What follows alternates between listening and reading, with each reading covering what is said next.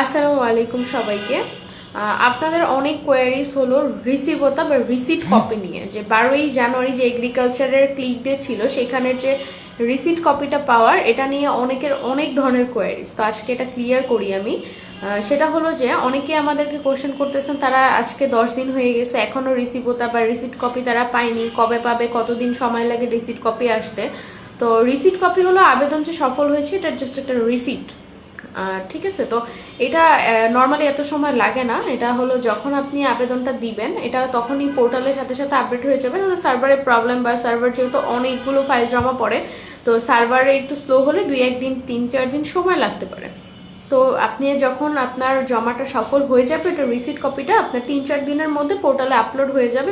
33 কেবির একটা PDF, original PDF আপনি পেয়ে যাবেন।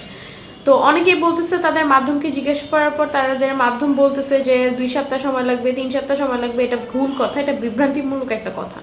আপনি তার মাধ্যমের সাথে প্রপারলি কথা বলেন বিস্তারিত, কারণ এতদিন রিসিপ্ট কপি কখনোই এত সময় লাগে না।